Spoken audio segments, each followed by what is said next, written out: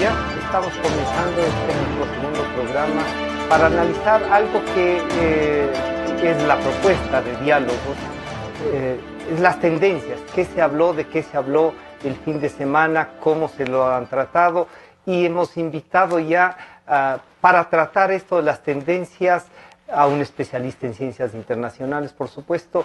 Tenemos tres tendencias en el mundo. La una fue un tema de Argentina, todavía no está cuantificado eso, pero la segunda tendencia mundial fue el tema del Brasil, y en quinto puesto la tendencia fue Venezuela. Toda América Latina está entre las tendencias. El doctor Esteban Santos nos va a acompañar esta mañana, esta tarde ya también acompañándonos para discutir esto, cómo vemos estas tendencias de lo que se llama en el Twitter. Hubo un tweet primero de una tendencia, vamos a las calles en el Brasil, y luego esas tendencias nos pasaron a que 720 retweets de esa tendencia, y cada uno de los tweets hasta que terminaron en 4.200.000 personas. Saludamos a Esteban, gracias por acompañarnos.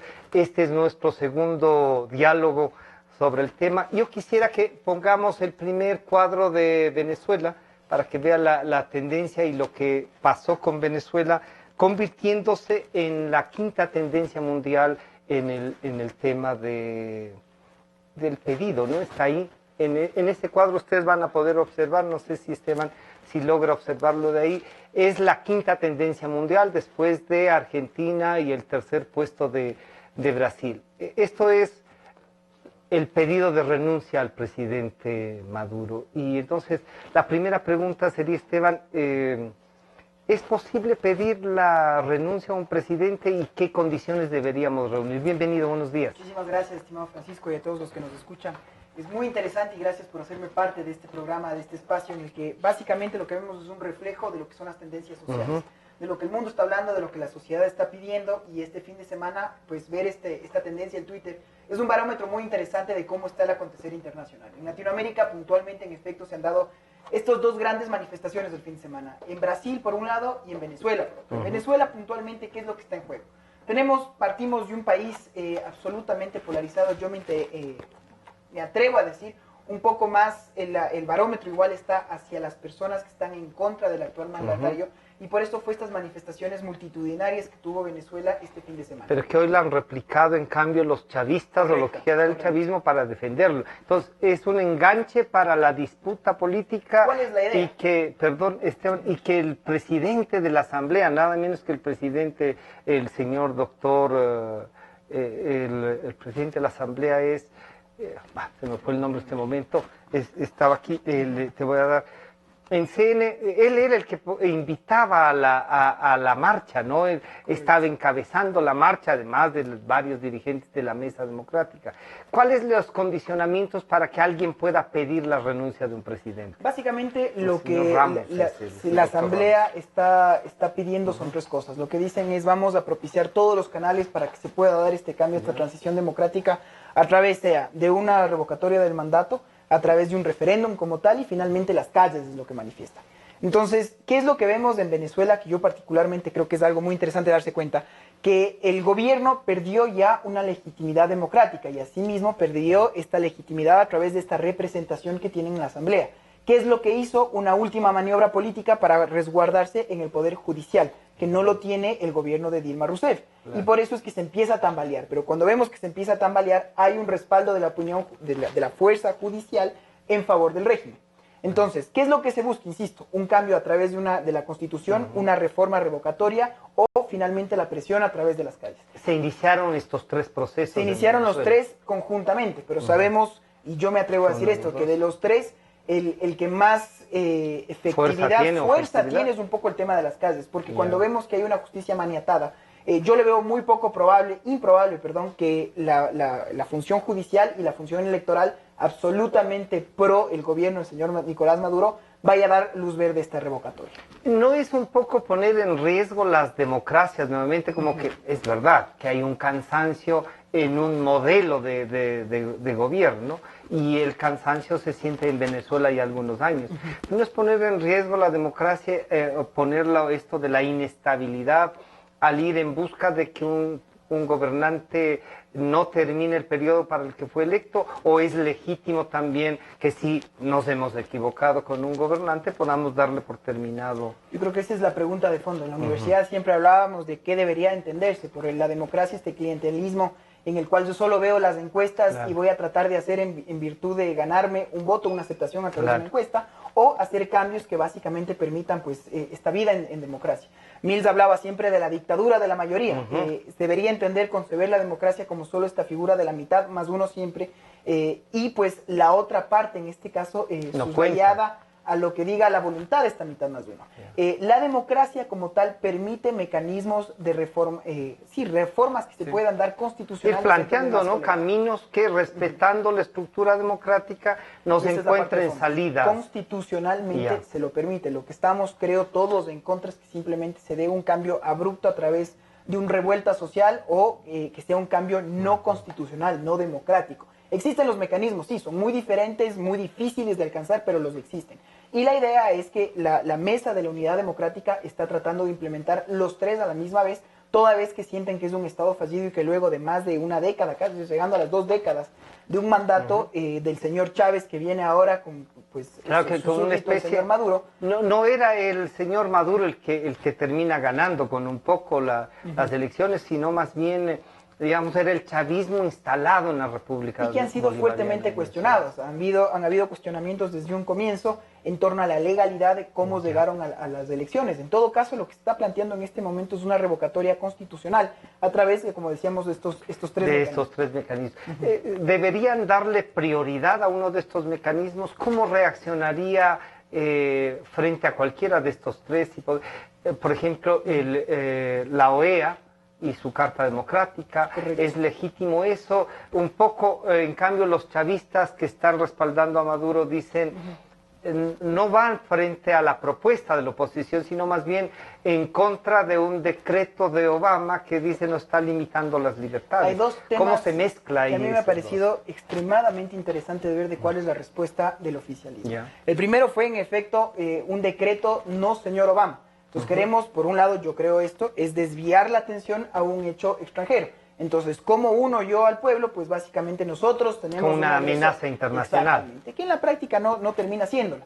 Y la segunda, que a mí me pareció el hecho más de más miedo, es esta figura que creó el señor Maduro, en la que quiere implantar una carnetización a los verdaderos chavistas revolucionarios. Bolivarianos. ¿Qué es lo que quieren lograr con este tema? Pues claramente tener un censo y una obligatoriedad. Si vemos aquí en el Ecuador, y esto es voz populi, esto lo sabemos, que muchos funcionarios son obligados a tener que acudir a manifestaciones, obligados a tener que acudir a sabatinas y obligados a tener que dar un aporte de su sueldo para el partido de gobierno. Entonces, lo que estamos buscando en Venezuela es básicamente acelerar y llevar esto al extremo. El tener que yo carnetizarte y saber quién está conmigo y quién está en contra. Y en función de eso, yo saber a quién doy prebendas y contra quién lo catalogo como un enemigo. Esto para mí yo creo que es algo sumamente sensible, y lo que se está buscando es tratar de resguardar pues este proceso, entre comillas, revolucionario, que es básicamente el cómo mantenerse en un poder a través de pues una dictadura en las bases, de cómo yo logro contener a los pilares, pues, que es lo que está tambaleando en este momento en Venezuela. Esteban, pero ahí vuelvo a preguntar el tema de la Carta Democrática de la OEA, ¿no?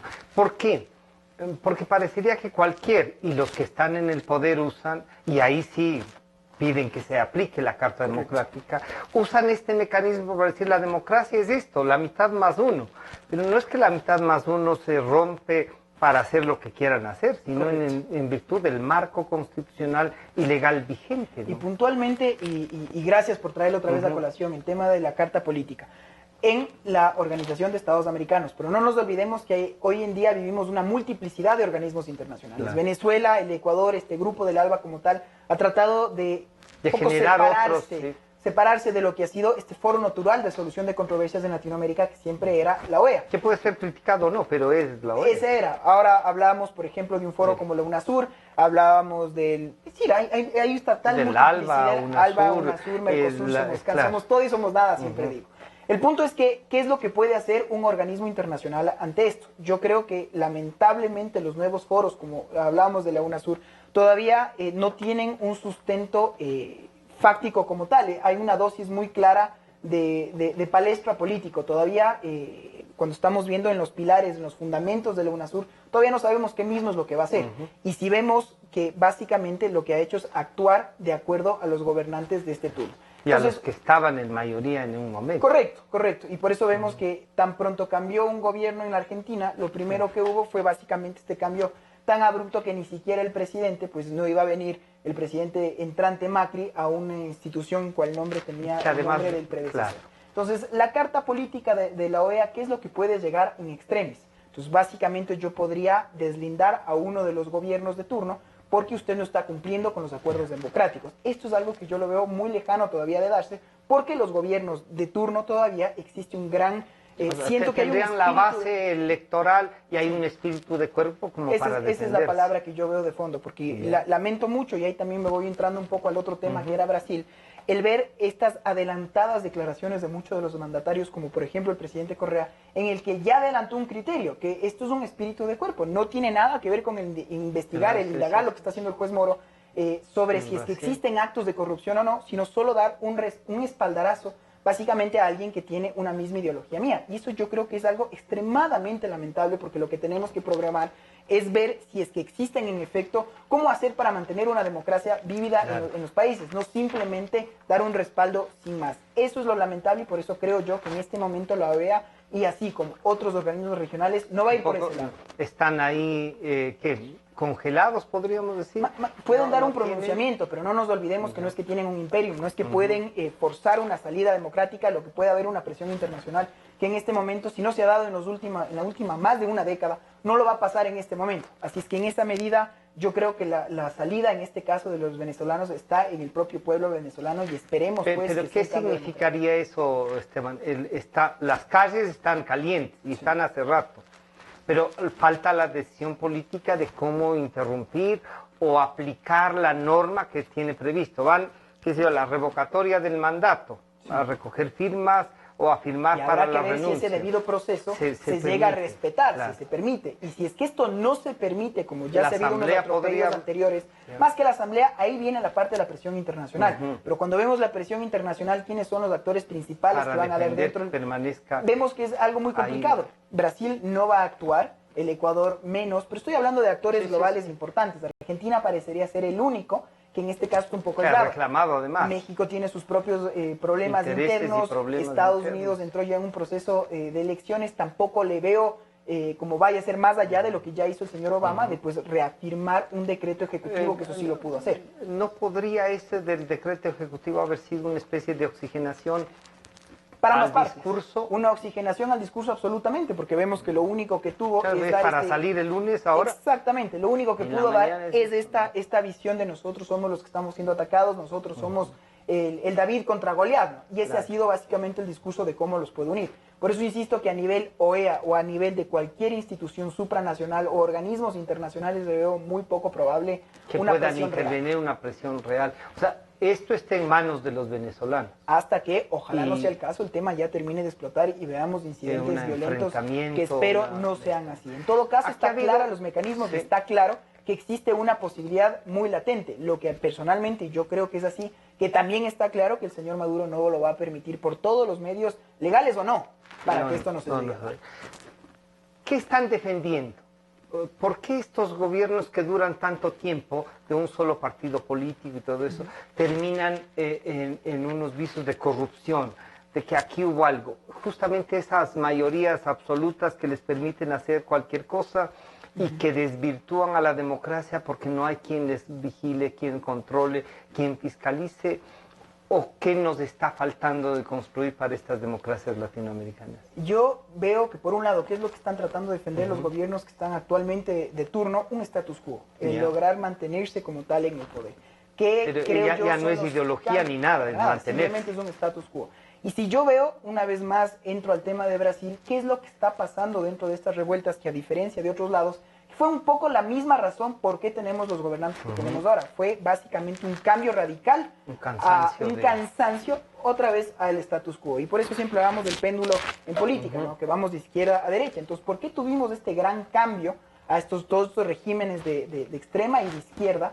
Fue porque las personas estuvieron cansadas de lo que hizo todo el otro lado. Y ahora vemos que, una vez más, siempre en las reglas de la democracia se habla que luego de una gran conmoción social, lo que se viene es un gobierno de facto, sea de izquierda o de derecha.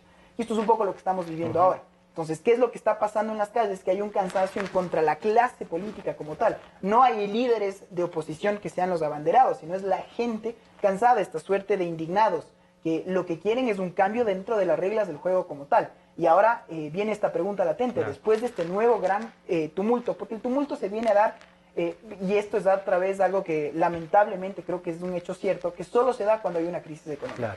El momento que hay un auge económico, a las personas como que toleraban. No les importaba mucho, pero el rato que les tocan el bolsillo, ahí es cuando empiezan a salir. Claro, pero eso falta una madurez también democrática y política de nuestro Totalmente, pueblo. no nos olvidemos que en Latinoamérica vivimos un periodo democrático relativamente muy corto en relación a otras democracias mucho más consolidadas. Exactamente, estamos hablando de 25 o 30 años de una vida democrática dentro de la región. Entonces, esto en una línea de tiempo evidentemente es un tiempo muy corto. Y son unas élites que básicamente lo que han hecho es cambiar de una élite a otro tipo de élite. Y estas élites están tratando de guardar este status quo. ¿Qué pasa? Que no existe una conexión directa con las personas. ¿Y esto cómo se transmite? Básicamente lo que estamos haciendo ahora, a través de estos nuevos mecanismos que son, por ejemplo, las redes sociales, que muestran justamente esta indignación que existe en contra de la clase gobernante. Y eso es lo que no están leyendo. En Venezuela comenzó una cosa y lo analizábamos para plantear el tema.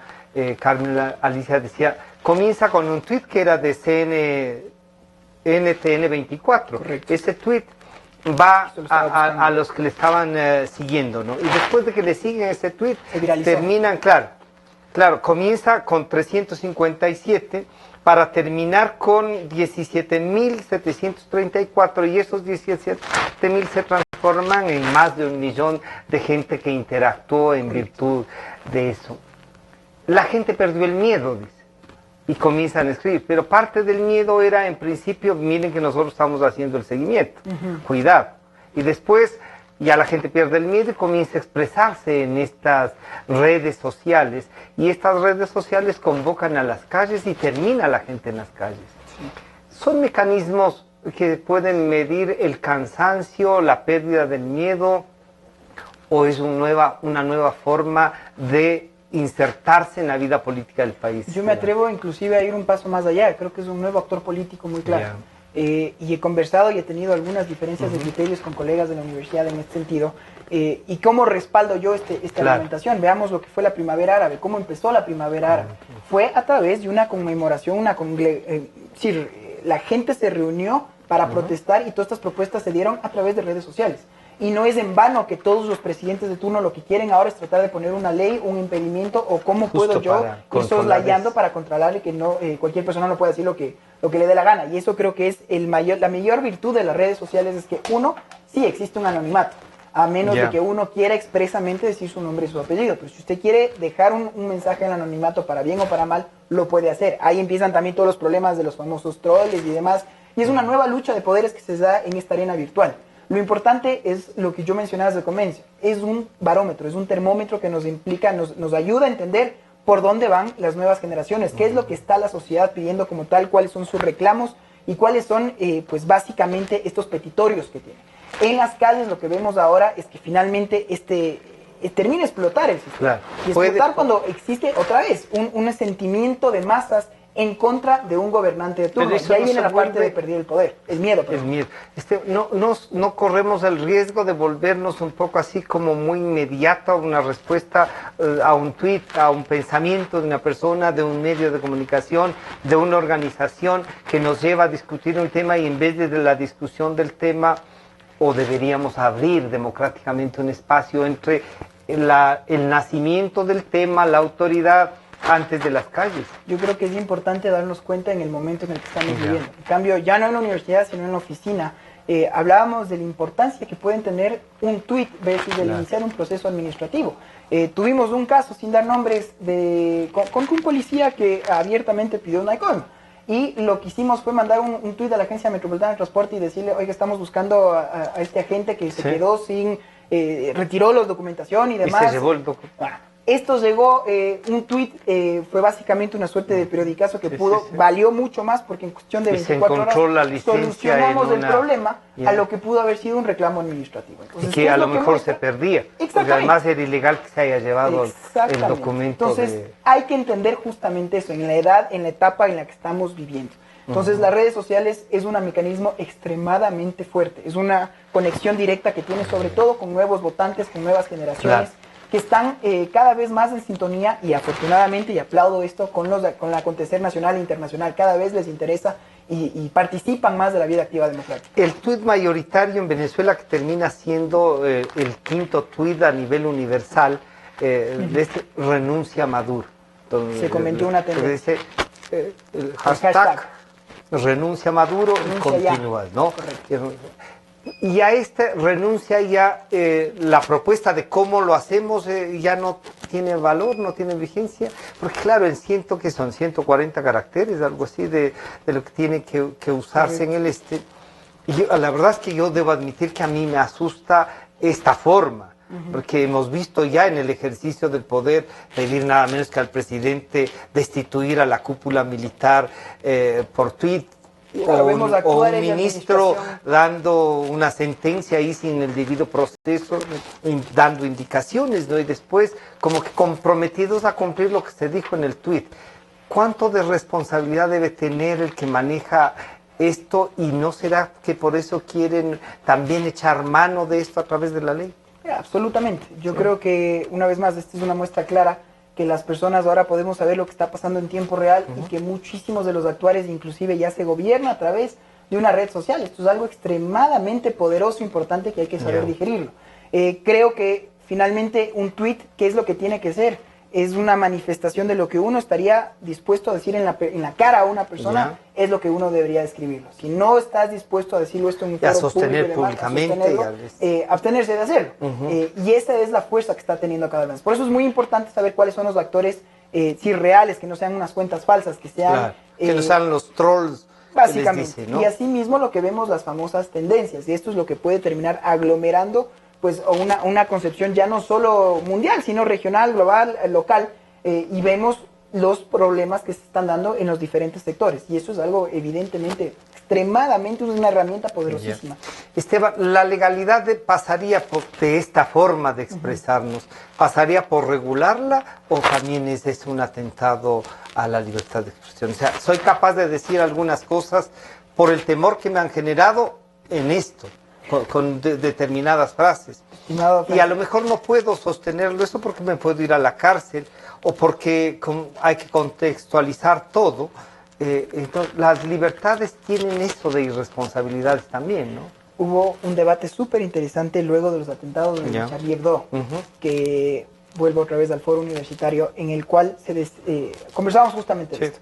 Deberíamos tener un libertinaje absoluto en el cual yo pueda ser libre de decir lo que me venga en gana contra quien me venga en gana o demás, como puede ser una democracia extrema, un libertinaje extremo, que es el modelo que pregonan los franceses a través de la libertad e igualdad que tanto pregonan. Desde la Revolución Francesa. ¿Sí? Versus, por ejemplo, un políticamente correcto que ha sido la figura que en los Estados Unidos ha logrado mantener esta sociedad y que hoy por hoy una figura como el señor Trump está revolviendo los esquemas del conservadurismo del establishment norteamericano. Sí, pero que también provocan una reacción, exactamente. Entonces, unas marchas de contra de él. Esta pregunta de fondo, ¿debería yo poder decir lo que me venga en gana o versus yo no debería ser libre de decir lo que me venga en gana? Es una pregunta muy de fondo.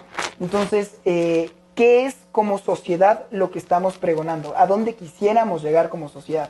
El que yo pueda entrar a una página, y esto es algo que se deja muy libre a quienes nos están escuchando, yo poder entrar a acceso libre a la información, ver lo que yo bien quiera, o debería estar permitido que una sociedad a través de un gobierno vaya regulando qué tipos de contenidos deberíamos de ver, a qué hora, cómo, qué tipo de información y demás. Entonces, yo personalmente soy de una corriente absolutamente libertaria en este sentido, en el cual prefiero el mal menor. Yo soy absolutamente pro un libertinaje en este caso.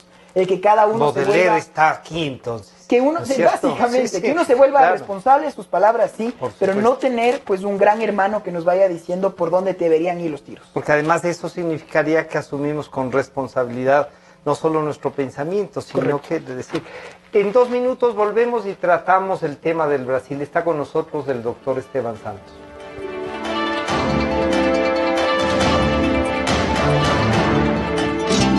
Sentimos lo que...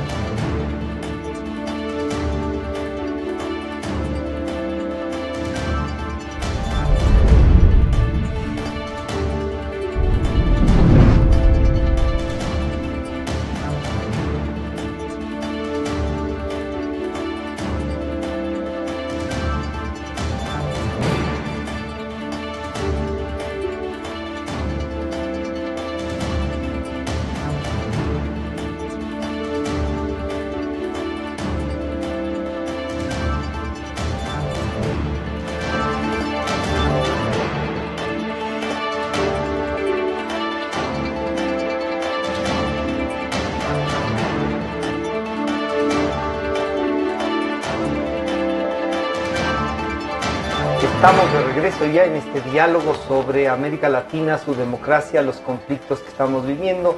El análisis ha sido especialmente Venezuela y Brasil, que han marcado tendencias mundiales. La tendencia primera fue la de Venezuela, que se ubicó en el 5º puesto de tendencia mundial, y ahora vamos a la segunda, que es la tendencia de lo que está sucediendo en el Brasil. Brasil tiene sus propias características, no solo por su tamaño, son 28 estados, pero también por la actuación de una figura que uno diría resulta refrescante, ¿no? que podamos echar mano. Y ahí podríamos decir, ahí hay una gran diferencia entre la división de poderes. Correcto. Y el control absoluto de todos los poderes, ¿no? Esteban, la tendencia, como estamos indicando en el cuadro, fue segunda a nivel mundial, se terminó siendo a nivel mundial, es 451,000 personas, que se convierten en varios millones, claro, de internautas, ¿no? Buscándose juntar a nada menos que el hashtag decía: ven para Rúa Brasil, o sea, sale a la calle en el Brasil y por Brasil. Esto fue de Infobae América, la que midió, la que inició el ven para la calle, tomando digamos, el hashtag de un ciudadano, y se convirtió en varios millones en el mundo, y la preocupación. Al mismo tiempo de lo que hemos visto en Venezuela, aquí hay este elemento nuevo, que es un juez y unos fiscales actuando. Es una suerte del fiscal Nisman en vida, de lo que fue para los argentinos, el juez Moro. ¿Qué creo que está pasando en el Brasil, perdón? Es un cambio a través de la tercera opción que hablamos en Venezuela, en la calle. Nunca antes en la historia democrática del Brasil han habido unas manifestaciones tan multitudinarias. En más de 200 estados, más de 3 millones de personas en las calles, eso es una afluencia masiva. Es como todo el Uruguay en la calle. Sí. Más de 200 ciudades del Brasil, correcto, en los 28 estados, correcto, estuvieron presentes. Y nada menos que en Río y en Sao Paulo, pasando entre las dos ciudades más población de la que tiene el Uruguay. Correcto. En realidad. Sí. Y hay algunos temas interesantes de analizarlo. Primero, ¿quiénes son las personas que terminaron saliendo a las calles? Es un nuevo sector de la sociedad que básicamente no es muy proactiva, no es tan militante. Abuelas que decían, salgo de mi casa porque quiero un mejor futuro para mis nietos, gente que no está para nada asimilada con la vida política como tal, y que lo único que piden es un cambio radical en el mando que está teniendo el Brasil. Son 3, creo yo, los actos importantísimos que se han dado. Lo primero, esta gran red de corrupción que se llegó a enmascarar con el señor Odebrecht y a nivel Latinoamérica, este escándalo que salpicó a las instituciones, a los fundamentos del Brasil como tal, con Petrobras también, y que básicamente el Partido de los Trabajadores, de los Obreros aquí, ha sido el principal perdedor. El tener ya un fiscal que activamente pida ya pues una prisión preventiva en contra de un exmandatario que fue uno de los más populares en la historia también del Brasil, y el más reelecto, popular, y que hoy un ícono, ¿no? Un ícono, correcto, de la izquierda además. Y que hoy en día quien está en el cargo pues es la pupila. No está pasando lo que normalmente funciona en la democracia, entre comillas, en Latinoamérica, que hay un cambio de mando y lo primero que hace este nuevo mando es tratar de buscar los peros al anterior mandato. Esto no es así, y esto sí es algo extremadamente importante de rescatar. Por eso decía yo, qué importante ha sido resguardar al Poder Judicial para que pueda actuar. Pero para que esto se pueda dar, aquí yo soy un poco más crítico, porque claro, esto se da indudablemente una imparcialidad judicial que le aplaudo, pero no estoy tan seguro de qué tanto hubiera podido ser imparcial esta función judicial. No, si no existía una mayoría opositora en la Asamblea. Entonces, digo porque ahí se podría replicar lo que pasa en el Ecuador, lo que pasa en Venezuela y lo que pasa en... Pueden ser destituidos los jueces si es que no correcto, entonces esa es la parte que no estoy tan seguro. Espero y me gustaría decir que sí. Que los 3 poderes, en el caso nuestro, absolutamente independientes. Sí, y eso es lo que a mí me queda un poco como tela de duda. Si es que hubiera podido tener el juez este mismo imperium, esta misma independencia y la solvencia que requiere esto, si es que yo no tenía al Ejecutivo y al Legislativo, en este caso al Legislativo, mayoritariamente del lado mío. Tengo para mí el poder más importante, que es la gente que está en las calles, y que yo veía las fotos y los resúmenes de prensa con camisetas del señor como otra vez, una leyenda viviente, porque este no es un político, esta no es una persona que hizo una carrera para ganar votos, sino que es un funcionario que básicamente igual está peleando contra un establishment, contra este status quo que ha sido en el Brasil. Y eso es algo extremadamente importante de rescatar. No vemos... No permiten siquiera que sean políticos. Pero por primera vez ya este domingo salieron los partidos políticos a hacer presencia. Lo importante es que no son los es el plato principal, exactamente. No son los promotores, sino los que adhieren a una decisión popular que está ahí. Correcto. Esteban, ¿cómo entonces es primero juzgar el pasado, que es indispensable? Hay que verificar lo que han hecho y que justifiquen. Y ver lamentablemente un presente a través, una vez más, de estas mediciones. Y hay un presente con un gobernante que puede ganar las elecciones, pero que va cada vez perdiendo su popularidad y que vamos encontrando las fallas. Pero resulta también que el otro elemento fuerte es nada menos que una gran empresa brasilera, que sea el símbolo mayor de la inversión en el mundo. Odebrecht sola en América Latina tiene más inversiones que la CAF. En el Ecuador. ¿No es cierto? Que la CAF. En toda América Latina. De acuerdo. Entonces, encontramos que Marcelo Odebrecht, nieto del fundador de esta gran empresa brasilera, de este imperio, resulta que no hay país en donde no hay Estado, no hay contrato que no se juzgue, y por lo tanto termina sembrando sombras sobre todo lo que se ha hecho en esta... Y las declaraciones tan fuertes que él dio. Si ustedes me quieren arrestar a mí, tienen que hacer 2 celdas más. Así es. Para Dilma, para el señor Lula, y pues para todo el aparataje que estuvo atrás. Diciendo con punto y coma. Si yo hablo, algunos presidentes de América Latina van a temblar. Son declaraciones muy, muy fuertes. Ahí hay 2 cosas. Una empresa dispuesta a ganar como sea, pero también una actitud de tolerancia para que nos ayuden a financiar. Estamos hablando también de financiamiento político, y esta es una parte que siempre pesa en la democracia. Si uno quiere ser candidato, si alguien quiere una cosa, necesita recursos. Y entonces depende de dónde vengan los recursos, a no ser de que alguien tenga la fortuna para hacerlo. ¿Cómo le desgranamos este panorama que es penoso en partes, que nos reivindica el poder ver a un juez peleando para que esto no suceda, pero nos topamos con una realidad que es cómo hacemos las campañas? Yo les sugiero a quienes estén escuchando que vean dos películas, una es Ciudad de Dios y la otra es Tropa de Élite, que son dos películas que personalmente me fascinan y que muestran justamente cómo funciona esta pobredumbre dentro del sistema político en el Brasil. Y sí, cómo están carcomidas por la corrupción a todas esferas dentro de esta sociedad, y que creo es lo que popularmente estas manifestaciones que están dando en contra de ya tal descarado, tanta corrupción. Entonces, sí, en efecto, hay un cambio muy grande. Ahora, para mí la pregunta muy de fondo es, ¿y qué va a pasar? Claro. Porque si es que se da, yo creería que... otra empresa? No, a diferencia, por ejemplo, lo que está pasando en Venezuela, yo creo que en el Brasil es muchísimo más viable que se dé un cambio constitucional. ¿Por qué? Porque estamos hablando, por un lado, de una gobernante que llegó a tener su popularidad y está en un solo punto, o sea, sí, ya un solo dígito, exactamente. Y eso sí es gravísimo. Estamos hablando de un país que es un continente, y pues básicamente lo que acaban de decir es usted ya no tiene la representatividad de ninguna de las personas. Volvemos a la pregunta inicial. Esto debería ser la causal suficiente para quitar a un gobierno y no esperar el termómetro. Una sentencia, en principio una sentencia judicial, o que se termine un juicio político, un pronunciamiento popular. Correcto. Entonces, una vez más, creo que los brasileros son los que están a cargo de su propio futuro. Por el peso que tiene el continente Brasil, y asimismo porque, una vez más, si es que hablamos de un país más pequeño como Venezuela, no existe esta presión internacional suficiente, que no ha podido, con todos los presos políticos y demás, tratar de tener un cambio de timón, menos aún va a ser en el Brasil. Entonces, la diferencia sí está en el que toda la oposición se ha unido, en el que la gente mayoritariamente quiere un cambio de gobierno. Está respaldando una tesis de politicar la política. Si se llega a dar esta sentencia judicial en el que demuestre que hubieron dineros mal habidos dentro de la campaña, eso ya provocaría per se un aceleramiento para unas nuevas elecciones.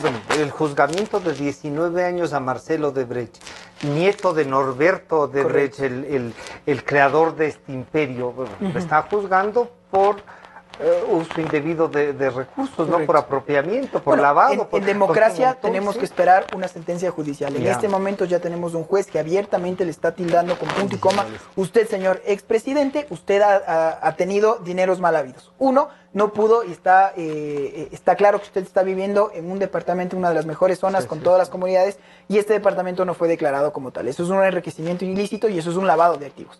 Asimismo, yo le estoy investigando porque usted, señora Rousseff, dentro de su campaña recibió dineros de estas mega transnacionales, y pues básicamente son dineros mal habidos, por lo tanto eso ya nulitaría este proceso como tal, y tendríamos pues la convocatoria inmediata a nuevas elecciones. Si se da este pronunciamiento judicial, que esperamos sea independiente, transparente, y que otra vez no simplemente sea un clamor popular, porque puede ser, yo creo que toda persona tiene derecho a una libre y legítima defensa. Hubo momentos en otros países donde la calle se calentó tanto que parecía que todo el mundo pedía la renuncia, pero hubo un escándalo por ahí de otra cosa y se calma eso. Lo importante, uno, que no tengamos esta memoria tan cortoplacista.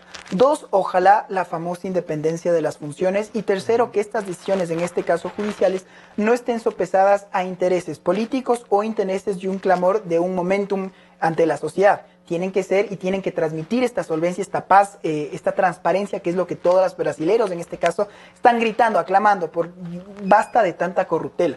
Ojalá esto se dé. Yo creo que en el tema de Brasil me atrevo a decir que va a ser mucho más inmediato que en el tema venezolano.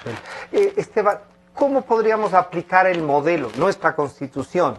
Pero además tomando en cuenta que el Ecuador es signatario de varias convenciones internacionales sobre lavado de dinero, por ejemplo, ¿no es cierto? Sobre todo lo que es el manejo de los recursos. Hay varias convenciones que el Ecuador forma parte y ha ratificado. El Brasil también, Venezuela también. Entonces, en el Brasil, por ejemplo, se puede demostrar que hay una plata que es producto de eso. ¿Qué sería? Que la presidenta salga o que todo el gobierno salga? Dos cosas. Yo primero creo que es muy importante, cuando hablábamos del Ecuador signatario de estas convenciones internacionales, el no emitir criterios prematuros. El hablar un sábado, dar un sobre espaldarazo. todo si es el representante del Estado. Por supuesto, el dar un espaldarazo sin más. Estaríamos desconociendo y deslegitimando a otras instituciones dentro de un proceso interno. Y en este caso no hablamos de ninguna injerencia en asuntos internos. En este caso tampoco hablamos de respetar un proceso que esperamos sea transparente, como un proceso judicial que si no fuese transparente deberíamos presentar. Porque si fuera, imagínense solo si fuera al revés. Claro. Si es que el presidente hubiera dicho, en vez de total respaldo al señor Lula, claro, hay que meterlo preso. ¿Cuál hubiera sido la respuesta? Esto es una injerencia grosera y demás y demás. Entonces, cuando me conviene sí y cuando no, no. Entonces, eso yo creo que es una doble moral que no puede ser concebida. Yo acepto y doy el respaldo directo al señor Chávez, ahora al señor Maduro, y no quiero y me hago de la vista gorda de todos los presos políticos que están pasando, por ejemplo, con punto y coma, con nombre y apellido, el señor Leopoldo López. Claro. Entonces, en el un caso no es injerencia, en el otro sí. Eso, a mi criterio, es una doble moral y eso es lo que creo que las personas estamos un poco saciadas, asqueadas de estas prácticas clientelares que se están dando. Los estados tienen que ser respetuosos de los convenios y de los actuarios internacionales que se han dado. En este caso, nosotros tenemos que, por un lado, esperar una sentencia, esperar un proceso democrático, ser veedores de ese proceso y, como tal, ahí sí estar atentos a lo que ha sido el clamor popular y lo que ha sido, si es que se llega a dar, un cambio democrático como tal. Y yo creo que la visualizaríamos en el Brasil visualizaríamos que unas nuevas elecciones, una convocatoria de nuevas elecciones. Eso es lo que yo creo que en el caso de Brasil, si es que se llega a dar que yo creo que es el escenario más plausible en este momento, veo muy poco probable que estados tan pequeños dentro de la región sean un impedimento para que esto se dé. No así, por ejemplo, hablemos de la historia reciente, lo que pasó con el Paraguay, por ejemplo, cuando vieron los cambios y demás. Esta presión internacional sí llegó a tener un efecto directo. Lo que yo quisiera es tener una misma línea ideológica dentro de los mandatarios de este respeto a los organismos e instituciones internacionales. O sea, ahí no sería más que una línea ideológica, sino el respeto a los organismos internacionales, a las leyes, a los convenios internacionales, que eso no tiene tinte ideológico. Yo creo que, en conclusión, hay dos teorías dentro de las relaciones internacionales y del idealismo político que cree en una paz a través de instituciones internacionales y el realismo político con el señor Kissinger, que básicamente lo que te dice es solo es mi razón de Estado y que la política es amoral. Y yo creo que aquí tenemos un lobo disfrazado de oveja, porque todos pregonamos del organismo internacional, todos pregonamos estos cambios estructurales a través de consensos internacionales, para consolidar, pero en la práctica lo único que nos interesa es esta razón de Estado. Es esta razón de Estado. Ahora, Kissinger tuvo éxito en una parte, terminó metiéndose en unas cuantas guerras.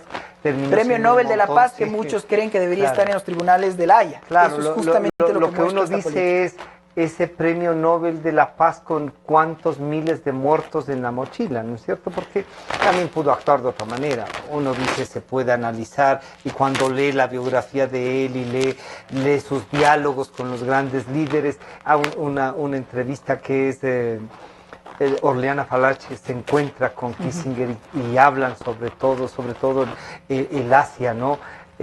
Uno encuentra que es un tipo con unas decisiones que, claro, debería estar en un tribunal. Depende usted cómo lo quiera ver, porque finalmente lo que decían, imagínese lo que fue el Premio Nobel de la Paz del señor Obama, que mientras recibía el Premio Nobel de la Paz, estaba mandando 30,000 soldados a Afganistán. Entonces, ¿cuál fue su discurso? Imagínense en qué hubiera pasado si permitíamos que otro Hitler naciera. Siempre pasa esto en la política internacional y hay que verlo con estas pinzas. Lo que el señor Kissinger le decía al señor Roosevelt.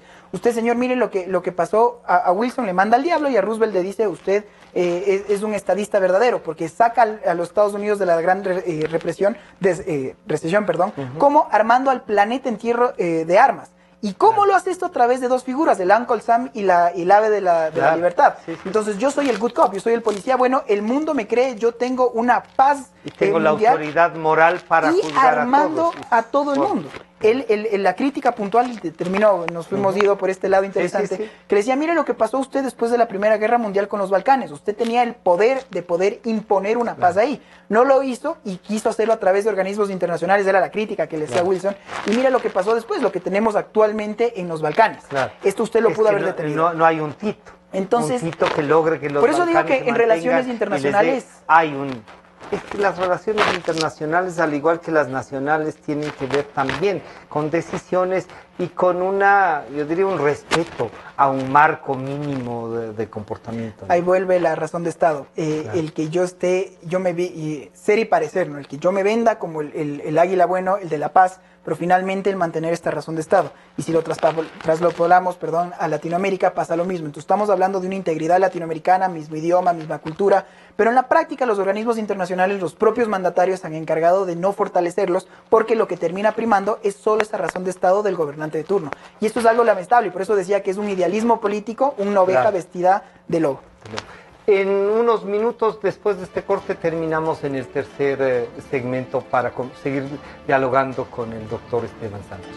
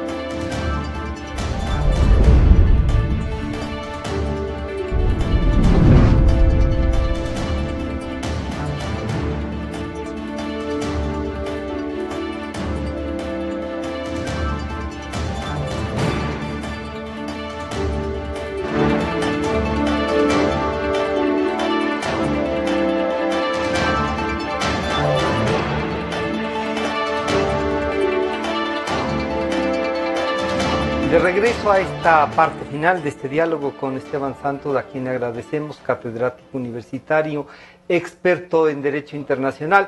Y decíamos en este diálogo que el eslogan nuestro es viviendo la ciudad. Todo esto se discute en la ciudad, todo esto se discute en la universidad, se discute entre profesores y alumnos, pero también en las casas, ¿no? En las oficinas y demás, sí.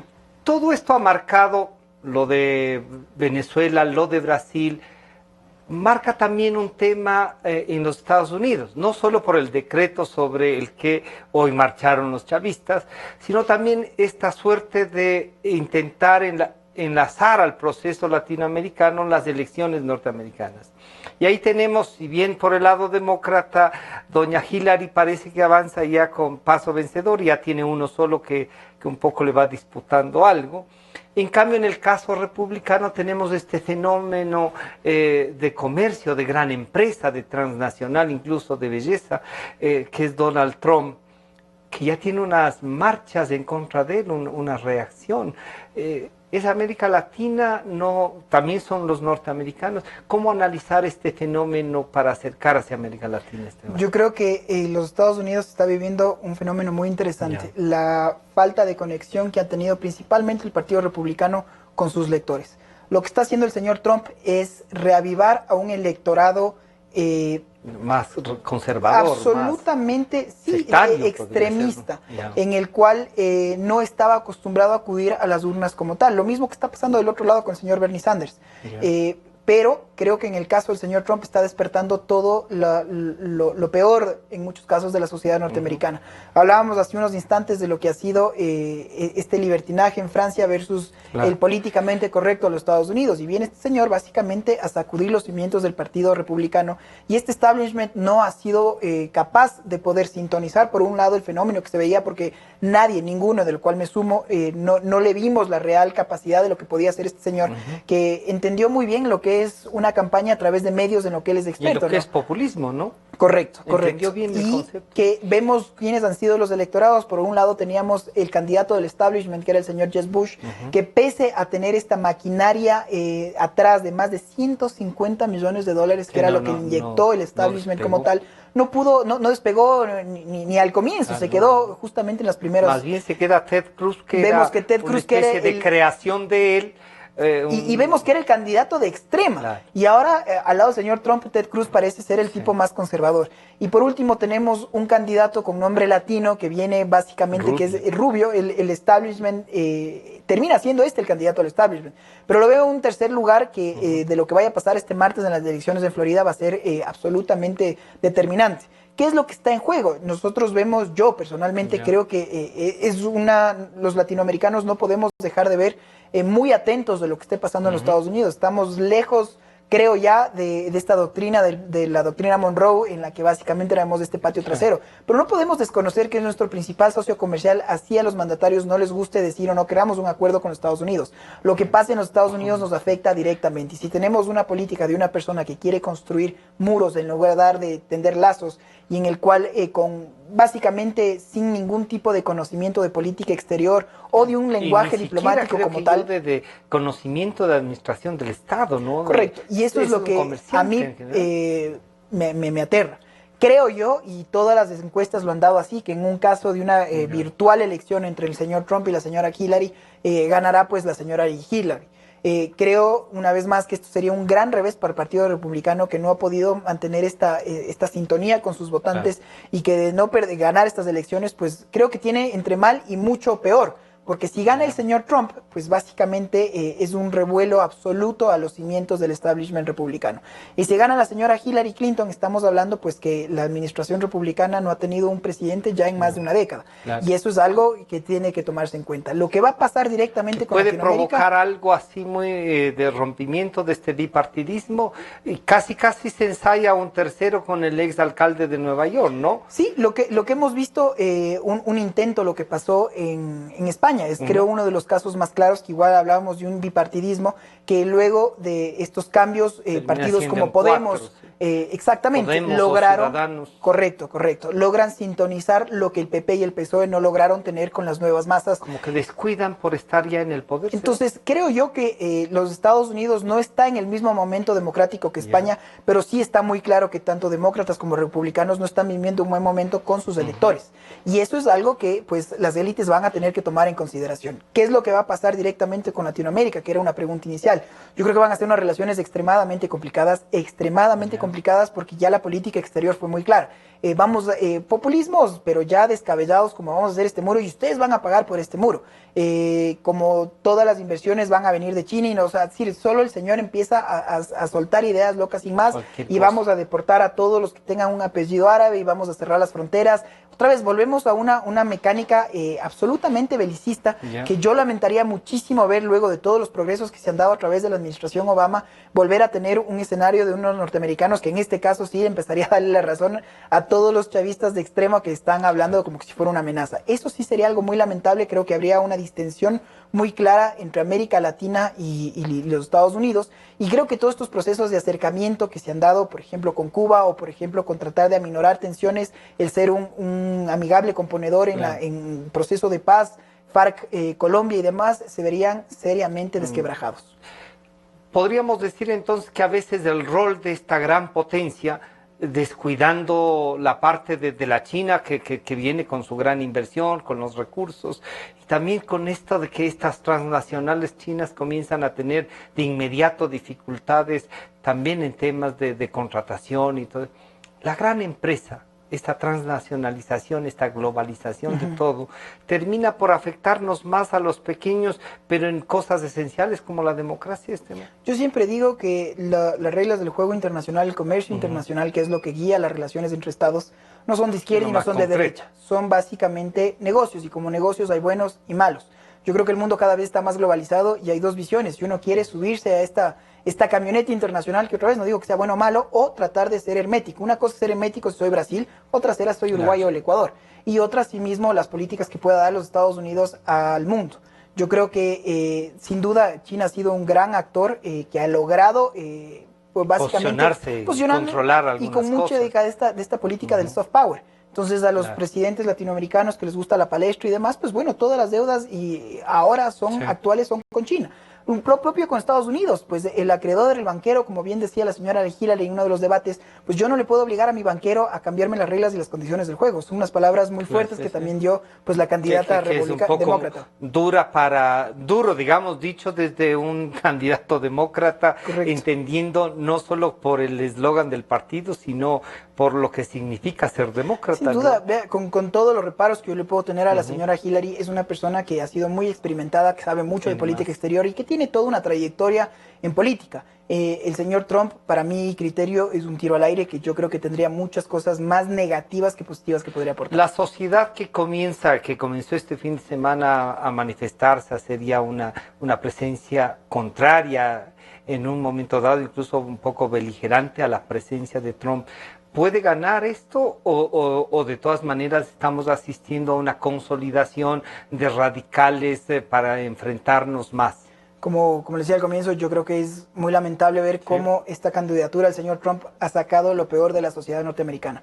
Ha levantado la daga todavía dentro de estas fisuras que tiene principalmente el racismo y principalmente dentro de diferentes grupos que en los Estados Unidos son concebidos como latino, musulmán, asiático, y que esto parecía ser ya un tema algo ya superado, que vemos que no es así, y no es así. Vemos quién es el elector principal del norteamericano, es un hombre blanco de clase social baja, que básicamente come esta política absolutamente populista. Y vemos también, por otro lado, unos resentimientos sociales que empiezan a crecer en la sociedad norteamericana, que lejos, insisto, de tratar de tender lazos como candidato, como tratar de unificar a posturas, lo que está haciendo es divide y vencerás, y que hasta ahora, lamentablemente, le está funcionando muy bien. Muy bien. Bueno, estamos terminando estos diálogos del mediodía con viviendo la ciudad, viviendo sus conversaciones, y una cosa que causó tendencia también, conversamos con Felipe y Esteban, es la Fanesca. Comenzó ya la Fanesca. Hay una gran disposición para la Fanesca en varios de los mercados quiteños, varios de los restaurantes. Se comienza a hablar de eso. Ahí nos están poniendo la ruta de la Fanesca. Así es que esta fue la última tendencia para que seguramente la cuaresma nos va a llevar. Esteban, la Fanesca Y he tenido el gusto de pegarme 2 hasta ahora. Allá 2. Donde la abuela, yo voy sin desayunar, la verdad, porque yo sé que uno, es una olla, y 2, que si no me como 2, ya tengo un resentimiento. Un resentimiento ahí. Siempre tengo mi duda, la verdad, no me gusta mucho con el bacalao. Intento, pero prefiero que me pongan un poco aparte. Y la Fanesca, como la colada morada, prefiero una semana de comerme unas 10 para esperar el próximo año. Bueno, son las tendencias de esta semana. Entre ellas, por supuesto, no hemos querido dejar de mencionar a la Fanesca. Está a la disposición, nos hacían conocer en todos los mercados municipales, en varios de los restaurantes están ofreciendo un combo que es con el dulce de higos, arroz con leche. En todos los mercados. Vale. Es interesante que están en todos los mercados de Quito. También va a salir a una de las plazas, no sé si es la Plaza de la República también. Así es que si es que hay un baño de popularidad, hay que ir. Nos vemos ahí. Sí, nos vemos ahí. Y nos estamos encontrando el día miércoles con más diálogos y viviendo la ciudad. Buenas tardes.